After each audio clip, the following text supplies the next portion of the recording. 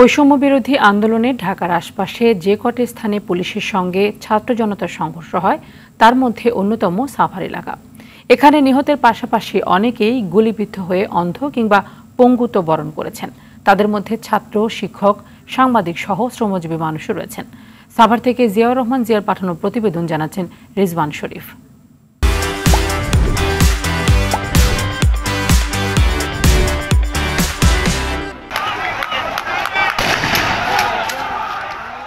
দেশ স্বৈরাচার মুক্ত হওয়ার শেষ দিনে সাভার রেডিও কলোনি এলাকায় দায়িত্ব পালন করছিলেন একটি বেসরকারি টেলিভিশনের স্থানীয় প্রতিনিধি সৈয়দ হাসিবুন নবী রাজু।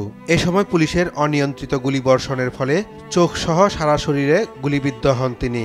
বর্তমানে ডান চোখ সহ শরীরে শখানেক স্প্লিন্টার নিয়ে অনিশ্চয়তায় দিন পার করছেন। আমার ডান চোখ পুরোপুরি অকেজো হয়ে যায়, অবস্থাও খুবই খারাপ, শরীর খুব দুর্বল এবং শরীরের স্প্লিন্টারগুলো মাঝে মধ্যেই প্রচণ্ড ব্যথা করে। বিভিন্ন জায়গায় স্প্লিন্টারের কারণে আমার হাত পাগুলো কাঁপে, আমি এখনও কোনো কিছু ধরতে পারি না বা হেঁটে আমি 1-2 কদম হাঁটার পরে আমি খুব অস্থির হয়ে যাই। উন্নত চিকিৎসার জন্য দেশের বাইরে নেওয়ার পরামর্শ দিয়েছেন চিকিৎসক। অর্থ সংকটের কারণে সেটিও সম্ভব হচ্ছে না বলে জানান স্বজনরা।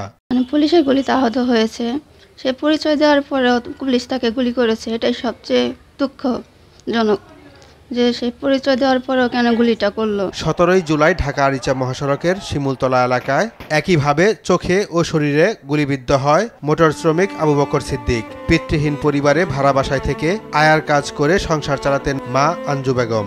অর্থাভাবে একমাত্র ছেলের চোখের চিকিৎসা করাতে পারছেন না তিনি। যে যার মতো আর কি যেভাবে পারতেছে গুলি মারতেছে, তো এক পর্যায়ে মানে এসে থেকে আমারও গায়ে এসে লাগে। 17টা গুলি লাগে। যখন আহত হলাম, যারা ছিল সাথে আশেপাশে আমার ফ্রেন্ড সার্কেল সবাই আমারে নিয়ে কি মেডিকেলে নিয়ে গেল আর কি।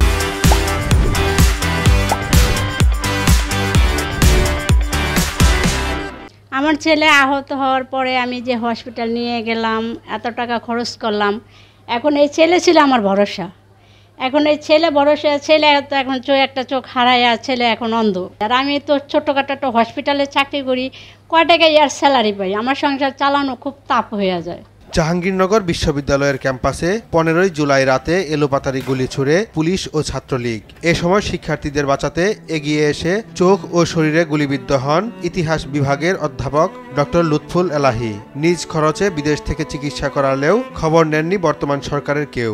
এই মুহূর্তে মনে করি রাষ্ট্রকে পাশে দাঁড়ানো, আহত যাদের রক্তের বিনিময়ে, যাদের দৃষ্টির বিনিময়ে আজ তারা ক্ষমতাসীন বা সরকার পরিচালনার দায়িত্ব পেয়েছে একটা নতুন স্বপ্ন নিয়ে, তাদের দিকে দৃষ্টি দেয়া একান্তই প্রয়োজন। দেশকে স্বৈরাচার মুক্ত করতে যাদের বিশেষ অবদান রয়েছে তাদের প্রতি এত অবহেলা কেন, জানতে চান এই শিক্ষাবিদ।